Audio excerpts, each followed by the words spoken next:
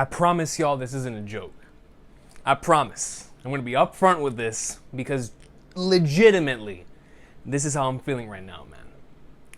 It is hot, dog. It is sweltering. I feel like the sun is right here, as if Ace was right here and Sabo were right here, son. And it's not because I'm trying to talk about the fact that this chapter had so many waifu candidates. That's not what I'm talking about, yo. That's not what I'm talking about. It might be. It is. All right, it is. But it's hot, dog. It's hot. And I can't help it. I can't help it. Doll. Vegapunk. And then Brother Jewelry Bonnie got me.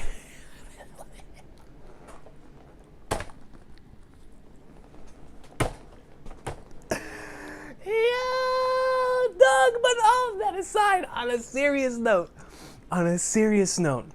it is extremely hot today, man. My AC is firing on all cylinders. Hopefully, I don't like pass out here recording this video, because man, it is hot, son. But nah, man, this week's chapter had Vegapunk, y'all. It had Dr. Vegapunk. Something that we have been waiting the entire series for. We finally got to see Vegapunk, and the most exciting thing about this is that, as we talked about, which by the way, I say this every Afterthoughts, but if you did not watch the after discussion for this week's chapter, I highly recommend that one. We're going to talk about quite a few things here in the Afterthoughts, and if you will only want to watch this, I still greatly appreciate that. But we had a very, very nice conversation this week after the chapter, talking about so many different possibilities. And one of the possibilities that was brought up there was the fact that this is not Vegapunk's real body. And I really, really love that idea. Well, actually, let's go into the comments.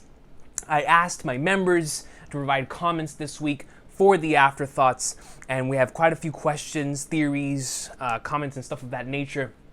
Just like for the 1059. I tried to do this for 1062, and I forgot. Man, but it is what it is. I was not forgetting this one. I was not going to forget this one because it's a Vegapunk chapter. I already knew going into this, my mind was going to be all over the place, so I was like, yo, I got to stay focused. In order to stay focused, let's stay around a certain comment given by the wonderful members of the channel, man. And so, once again, definitely go watch the after reaction section of that discussion, because we had a blast, man. Vegapunk hype is real. I cannot wait for this island, dude. Before I get into the comment, just one more thing. This chapter had everything adventure and lore piece that I love in this type of stuff. And we already expected to get a Zoe type of arc next, right? The palate cleanser after Wano. But who in the world would have thought that it was going to be Egghead Island, the island of Vegapunk, and to see everything we saw in this week's chapter, the big, ginormous metal shark coming in from the bottom, that panel, by the way, looks glorious. Then you have the Gundam, the Megazord, number 12, and then ending it off with Vegapunk. And not only is it Vegapunk, it's Vegapunk looking like Amelia Earhart. And all the other craziness in the chapter, right? And I can't wait, man. So let's dive into the first comment right here. The very first comment comes in from Presno. Big P. Shout out to Presno, yo. The homie says, yo, Prez here. So let me start with a couple of points. Number one, your thoughts of this being mostly a Frankie and lore arc. I think he will have some kind of relationship with Vegapunk, seeing how he had the first interaction as well. I honestly feel like we won't get much of Luffy in this arc since he is just too strong. I most certainly do expect this to be a Frankie arc where he's going to get a lot of the spotlight, 100%. But I do believe that this is going to be an arc where the other characters are still going to get their moments of shine as well. And then I definitely expect Luffy to get that shine too, especially with Vegapunk potentially giving us more into the history of Devil Fruits. And you already know what that means. Thanks to Vegapunk, we very well could find out what it is that Luffy's awakening actually is, right? Like, we could go further into not only the comment of like the fruits choosing people, which of course is already its own can of worms, but I most certainly expect that to be brought up in this arc, especially after what we just saw with Luffy and Robin last arc, or in Wano. And so I expect answers to that if Vegapunk's about to provide that here. I mean, it's. I went into this chapter the moment that I saw the shark and I saw the Unk. I was like, "There's no way, there's no way." And even then, in the back of my mind, I was like, "We're not gonna see Vegapunk for like 10 chapters." We got Vegapunk in this chapter. So what this is telling me, this week's chapter and the past couple chapters has told me, Oda's in endgame form. This is Oda in prime endgame form. And there's no saving stuff for later at this point in time. We're going to get the stuff, and of course, because he's a storyteller, he has to keep things, mysterious in certain points, because if not, what story is there to be read if we already have all the answers? And so in that regard, it's like we're not going to find out the Instant Messenger Sama thing for a while, we're Sabo, all that, and that's understandable. But in this case, with Vegapunk, I don't care how long this arc is. Whether it's 10, 15, 20, 30, I am here and all for it, man. And because of its length, if we are going to get, let's just say, at its bare minimum, we get a Zou-length arc, right? There's a lot of opportunity here for us to have fantastic character moments for the characters and lore moments. So it's going to be a lore arc 100%. Now, on your comment on Frankie, what I'm most excited about when it comes to Frankie is potential, not really lineage connections, because his father being a pirate is something that, if we want to put it into the story, that'll be all fine and dandy, and eventually it will come up again. Oda doesn't put anything in there for no reason. But that, to me, is not what interests me the most. What interests me the most at this point in time is how Oda does his bounty posters. And as we saw in the bounty poster for Frankie, the Thousand Sunny was there, and immediately whenever we saw that, we talked about it in the live stream, we were like, yo, this man Oda knows he's not slick, alright? We had the Sanji thing, then we have Luffy covering his eyes in the bounty poster, which we still don't know the direct consequences of that. But what I'm so excited for now in this arc is Frankie's. Because Frankie's bounty poster had the Thousand Sunny, I am very interested on if the theory that Frankie is actually going to turn himself into a ship, or the modification is going to make on his own body. Especially, I honestly think that Oda is either going to watch or is in the middle of watching the Cyberpunk Edge Runners series, maybe not just that, maybe like he's consuming Blade Runner, like all these futuristic series, movies, books, manga, whatever it is, that take place in the future that we envisioned, right? Like all the way back then. And knowing Oda's mind, I wonder how he's going to implement all of that, which is why this arc is so exciting. Because this arc to science fiction and to and anything from the future is going to be Oda's playground in the same way that Thriller Bark was for like horror movies, Whole Cake Island for like the Disney stuff, right? And the other arcs that he's had where it's like specific to one theme while combining different genres and stuff within, and it's Oda's specialty. So that's what I'm so excited to see how he plays around with that, because it is going to be another Thriller Bark in that way, where I feel like we're going to get a lot of paying homage to other stuff like that. And in that regard, I wonder if this is going to be the arc where we're going to get not only just Frankie's final power-up heading into the final saga, or within the final saga, but also giving us more of an insight in regards to Frankie's creative process, because this is going to be the greatest individual of this kind. Vegapunk is top one. So all the knowledge that Frankie's going to get from Vegapunk, he's going to be able to apply later on in the series in all types of regards. When it comes to the Thousand Sunny, when it comes to himself, maybe when it comes to helping others. Usopp could even gain a lot of material here, just based on the fact that he was once a craftsman himself, and now thanks to maybe some stuff he sees in Dr. Vegapunk's lab, he'll be like, yo, I can make like a really nice futuristic slingshot and stuff of that nature. So it's not just going to be Frankie, even though I'm most certainly expecting Frankie to get a lot of greatness here. And I hope that we dive into... So there was a theme in Frankie's backstory that is absolutely phenomenal, and that is about... throwing away your work, right? It's something that is very personal to me. And Tom specifically talks about that, like how you should never be embarrassed and or afraid and or dismiss something that you've created. Like own it, accept it, no matter what it is. Whether you think it's horrible in your mind or not, accept that you created this thing and now it exists. I love that idea, right? I love that being introduced as a concept for a craftsman. And so I want Frankie to have that, to continue that from his flashback within this arc, And specifically when it comes to Vegapunk, like I wonder how Vegapunk feels about that particular theme, about throwing away your inventions, and or like what is important to Vegapunk, what are Vegapunk's intentions, and I wonder how Frankie's going to how that's going to be balanced between those two characters, because obviously whenever we have those moments it's going to be so much fun, right, between the two. But when it comes to character moments, there's a lot there that we can dissect potentially for Frankie Awesome Sauce. So there's a lot of potential. Frankie obviously is going to get a big chunk of the screen time here, as he should, right? As he should. But I'm very, very excited to see how Vegapunk is also going to be playing around with the other characters as well. I mean, we're talking about Sanji, right? With potential cyborg, even though he doesn't want it, right? He would destroy the raid suit. We'll see what happens there. And with the other characters too, and like I said, Usopp, like I wonder if Usopp's going to get his own really nice upgrades coming out of this arc. And if Luffy does go gear 5th in this arc, I wonder what Vegapunk is going to say in regards to that, right? Like, does he know? You know that meme, does he know? You know, like, does he really know when it comes to, because obviously he knows the origin of fruits, but that's what we're expecting to get in this arc.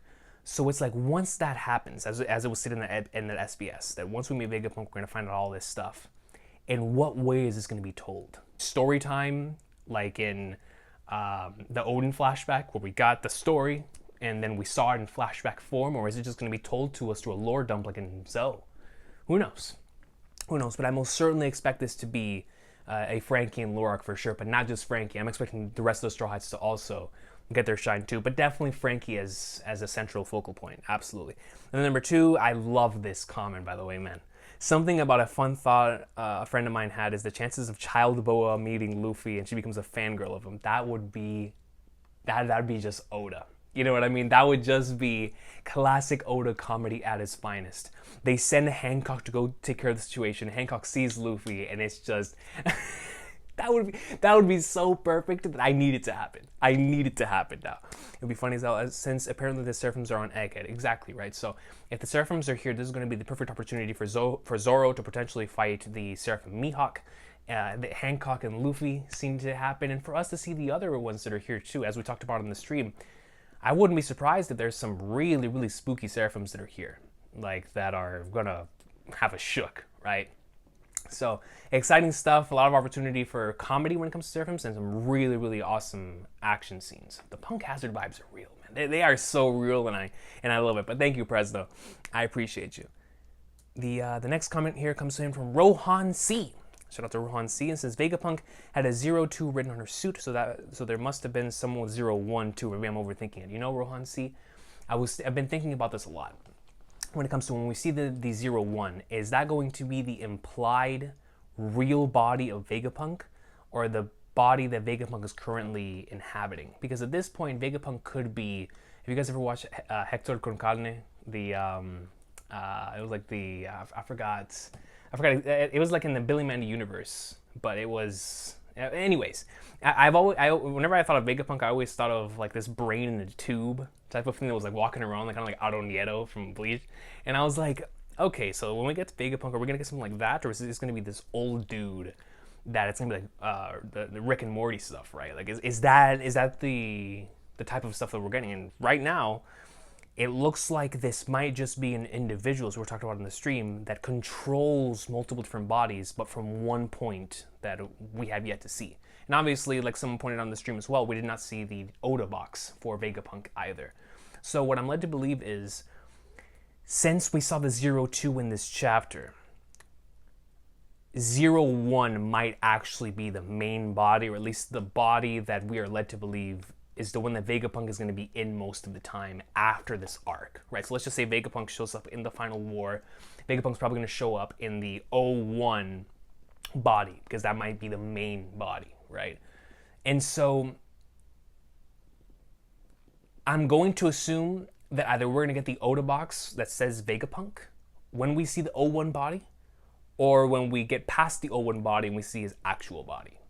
It just depends, because I'm not sure what route Oda wants to take it. Will the 01, because of what he did with Kuma, the 01 body could be the same thing, where it is literally the modifications that Vegapunk made to his own body in a similar way as Kuma And so he is a cyborg type of individual as well. And the very first experiment that he did was potentially on himself.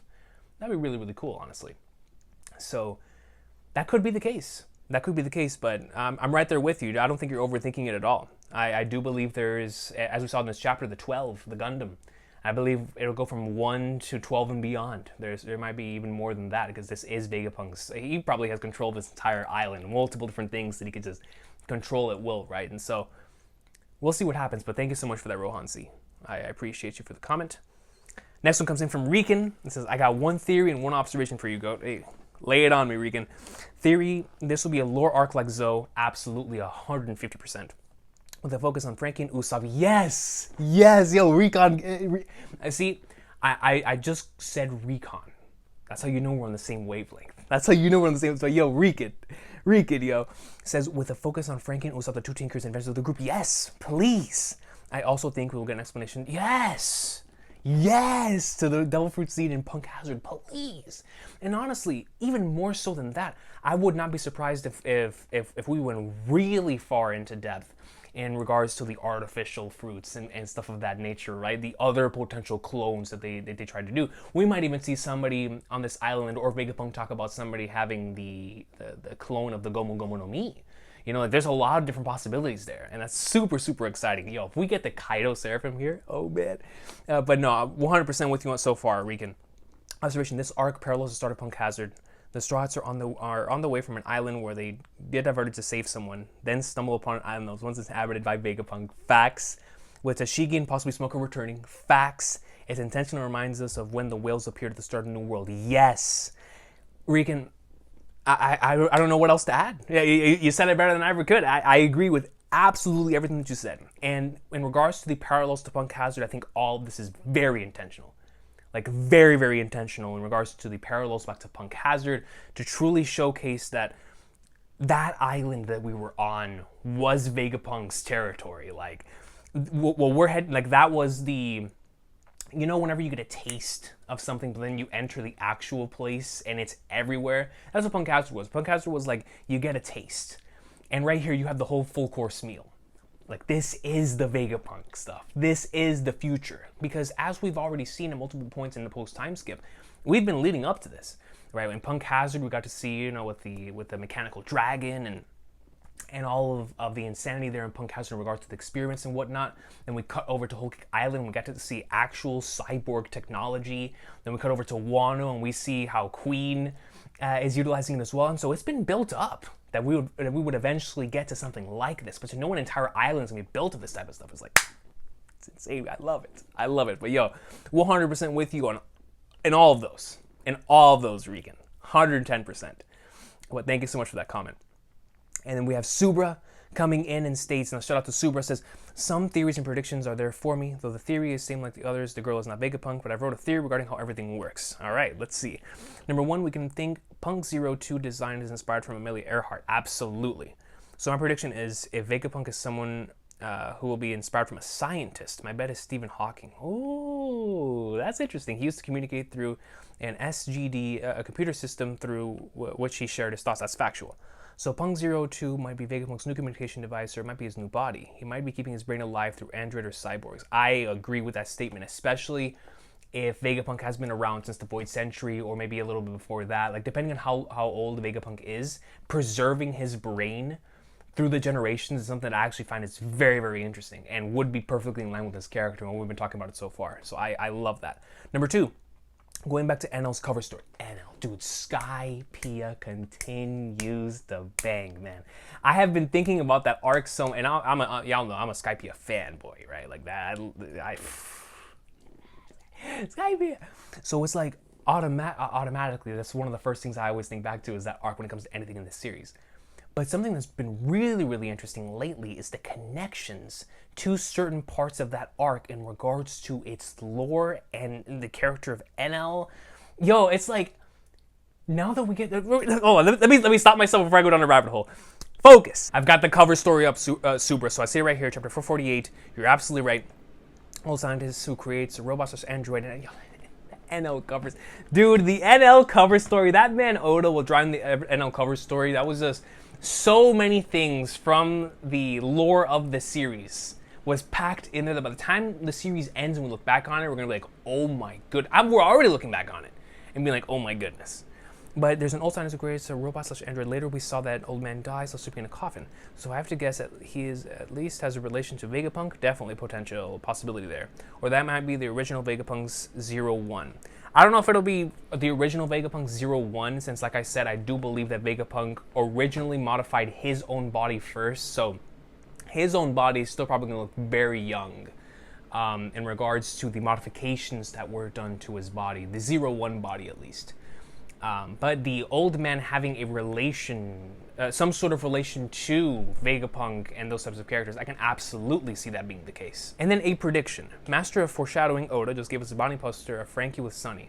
So Sunny and the Frankie joining to make a Super Gundam might be the focus of this arc. Yo, like I said before, I am down for anything like that, especially if it connects to the reasoning why Oda gave Frankie the Sunny bounty poster, which at first it seems like a gag, but you know this man, so I'm definitely down for anything like that. To end, a big prediction, Helmeppo will come to Eggheads to steal a Seraphim to save Kobe. That would be awesome. That would be awesome. Meet Luffy, and our next island will be Hachinosu, leading to Blackbeard Pirates, or the Blackbeard Pirates versus the Straw Hat Pirates. Sorry for such a big comment. Thank you, bro. This is what I like. Thank you for providing this excellent comment here. And so, going into the final prediction, I don't think, if we get the Blackbeard and Luffy stuff already, that would be insane. That would just go to showcase. But it's like, I want them to box at Laugh Tale, personally. Or at least around there. Like the battle for the One Piece, Luffy, Blackbeard, that's what I would like personally. But if we do get a confrontation between the two on Hachinosu Island, I can see that being the case. I can't have Luffy and Blackbeard boxing. Not until the end. Not personally. And if they do box, then something would have to happen. Like some sort of interference, something that stops them, something insane, right? Like, I can't have them boxing yet, but that's just a personal thing. Because yes, even though we're in the final saga, that to me is like fighting for the One Piece type of stuff. And so, but the prediction on Helmeppo coming to Egghead in order to steal a Seraphim because he's so desperate to save Kobe, I love that idea. And I think that stealing one of them, regardless of who it's going to be, it would have to be one of the ones that are defeated. And so let's just say that one of them is Hancock. We already have the Luffy theory, right? But if Mihawk were to be defeated here by Zoro, or we have any of them that ends up being defeated that are introduced in this arc, I can see that one being taken from Helmeppo in order to attempt to go save Kobe. I can most certainly see that being the case. And when that happens, maybe when Helmeppo gets there, we see finally the confrontation, the conversation between Aokiji, Kuzan, and Kobe, which is what I'm super, super excited for. But thank you so much for the comment, Subra. I appreciate you. And then Andres Gonzalez comes in here and says, I've been thinking, and maybe Vegapunk's comment on overriding desires could be why Kuma was able to protect the Sunny for the time skip. You are spitting facts. Andres Gonzalez, I love this comment, man. And it would go, like I said before, in regards to Vegapunk and Kuma, their connection, where obviously Jewelry Bonnie is here, so that's going to be brought up as a focal point within this arc, is Jewelry Bonnie, Vegapunk, Kuma, Sorbet Kingdom. We're going to get a lot of that stuff here. I can guarantee that, right? But in regards to the reasoning why there was that override in Kuma's system to do that on that day, like, we're gonna get those answers here and now. And like I said, it is that comment in particular is going to lead into that. So I'm right there with you, Andres Gonzalez. That's a great comment. Thank you very much for that. Batu Balu comes in and says something interesting in the Raw is that Vegapunk is using that character, which is Washi, which is the I pronoun exclusively used by old men in Japan. Interesting. So it goes into the whole thing that we've been talking about so far in regards to this not being this being someone who's simply using this body, right? Maybe even just as a voice, instead of like actually physically being within it. There's some sort of brain or something that's controlling all of these, which is honestly the theory that we have at this point, that's controlling all these different bodies, and merely just using this body as a voice, as a way to move around, rather than the actual body having to move around. So this woman is definitely a clone or a soul host of the real old man scientist. Agreed. Hey, that could be the case as well. It being a clone makes perfect sense when you think back to the Germa 66 technology that we saw back in Whole Cake Island and the ability they were able to mass produce those clones, right? And we're talking about Vegapunk here. So, absolutely. Thank you very much for that, Batu Balu. And honestly, that just further reinforces the fact that we are in a scenario at this point in time where this looks to be the case. Like that, the fact that it is a fake body, not only is it a fake body, but now the reasoning behind the fake body is what has me super fascinated, right? Like, I'm so excited. So many amazing possibilities. Thank you, yo. And then Michael Mickles, my boy, says in the flashbacks with Caesar, I'm pretty sure Vegapunk had a male voice in frame. Yes, so the theory of this not being their only true form isn't far-fetched. Absolutely, 100%. Maybe Luffy's group will run into another one. Also, if they have a way to restore Kuma, then the Straw Hats will do whatever they can to pay off their debt.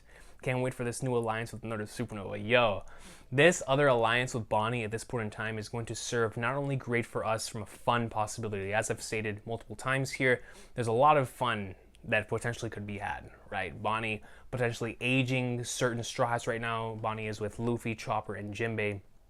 And so those characters de-aging or aging even more just in order to maneuver around, especially when we get involved with WG, like we see Smoke or whoever, and Bonnie is like, yo, let me age y'all. Ages them, and then he just shows up. Smoker's like, who in the world are you? And he's like, yo, I'm Luffy. He's like, Luffy? You're an imposter. Dude, that would make such an awesome interaction. And so from a fun standpoint, those possibilities are, I just love it. I love it, right?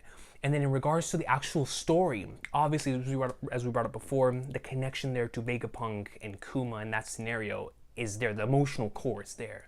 And so this alliance is going to be a blast, just in terms of fun and for the story itself. And we all want to know more about Jewelry Bonnie's character, right? And it's going to be an opportunity for Oda to be able to flex in that regard. And so super, super excited for that. But in regards to your comment on the Straw Hats finding a way to restore Kuma in order to pay off that debt, I love that too. Like, you already know, Luffy will be like, yo, he protected us. We're going to make sure we can do anything in our capabilities to ensure that he's good. That would be great. Like, that promise to Bonnie. Oh, I wonder how Bonnie would feel, hearing that. It's like, yo, these are good dudes. These are good. I would love that. Thank you, Michael Mickles. I appreciate you. And the final comment comes in from RN Vanderbleek and says, I think it is possible in this new island of Vegapunk to relive conversations about Pluton with Frankie in the center of it all. I didn't even think about that, RN. You're absolutely right. I've been thinking so much about the Sunny and Frankie's flashback and the character stuff. The Pluton stuff is right there. And we're thinking back to why is it that Oda didn't reveal more about Pluton in post-Wano when it was right there? But what about if we find out very important information that is going to be key later on whenever the actual Pluton surfaces? And of course, Frankie's connection to that being brought up here, absolutely. Actually, if Vegapunk has not only more ideas on Pluton, but if he's trying to create something similar against or something with Pluton, like maybe Pluton served as an inspiration, like maybe Vegapunk saw like the blueprints for Pluton a long time ago and was like, yo, this is incredible. Like, I would love to create something like this. This comes from Ancient Civilization. And it's like, and then that opens an entirely new type of door of like, man, what happened in Ancient Civilization? And I've always believed that whenever we meet Vegapunk, we'll, of course, on top of the origin of fruits, due to finding out the origin of fruits, we're also going to find out inevitably some more stuff in the Void Century. We're going to be able to see maybe what it looked like, or maybe not necessarily what it looked like, but more hints in regards to that. So exciting stuff right there for Vegapunk. But no, you're absolutely right. I didn't even think about that. Like, we could relive these conversations, and of course, because it's Vegapunk, he's going to add completely new context to that entire conversation.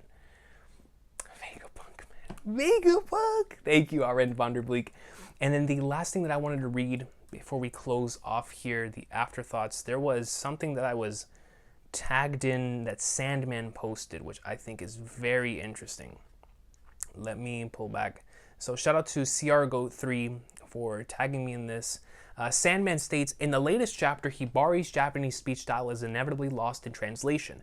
It is called Hiroshima dialect, the same as Akainu. Considering only these two characters speak that dialect in One Piece, Oda might be implying that Hibari is Akainu's daughter or something, which I think is really cool. Y'all already know, when I saw Hibari in this week's chapter, I was like, yo, Hibari? As in Hibari Kyoya? You know, Hit and Reborn? So automatically I'm interested in this character, and this character potentially being like very affectionate towards Kobe and or a fangirl or whatever it is. I'm all down for that, right? For Kobe to have his eventual love interest and or just a character that's just a great friend, whatever route we want to take here. But this adds an entirely different layer of somebody now within Sword that might have a direct connection to Akainu, even if it's not necessarily a daughter. Someone having a direct connection to Akainu in general is always good for the story. And so with us in the final saga now, this presents a brand new scenario where if these characters are to get involved, you know, Prince and Hibari and the Helmeppo stuff, if all of that is going to connect to the Egghead Island stuff, and we're going to see some chaos ensuing there. If this character is truly connected to Akainu, we would find out very soon. I'm going to assume, if not now, then. But it's like a member of Sword, so it's going to create a very interesting scenario if this character is related to Akainu just in general. Excuse me, or someone just connected to Akainu in general.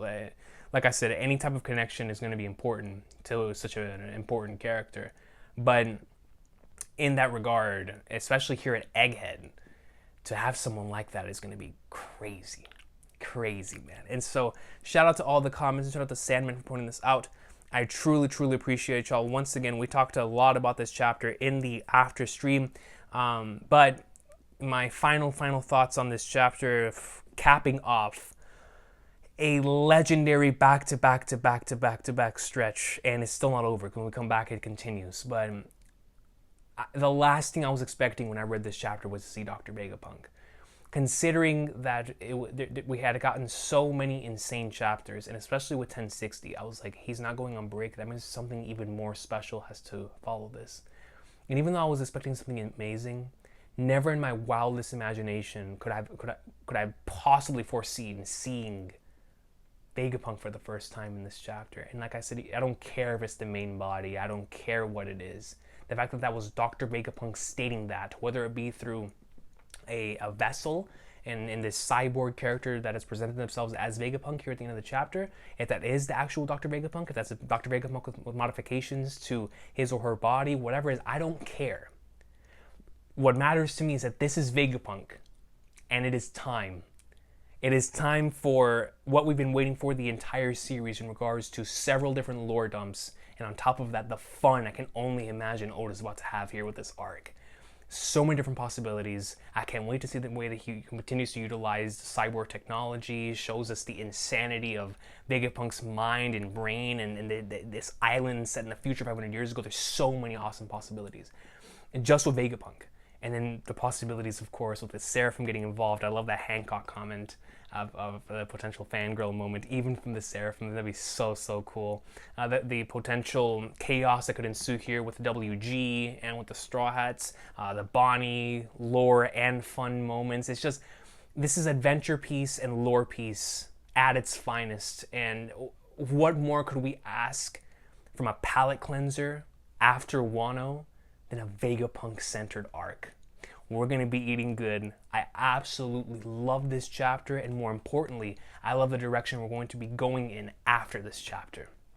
I just love it, man. We're in a great stretch. The final saga has been firing on all cylinders, and I could not be happier with the One Piece product right now, man. The manga is delivering every single week, and so is the anime. It's just such a good time to be a fan, man. But I will see y'all next time. Have an awesome day. I look forward to talking to y'all throughout the week, hopefully.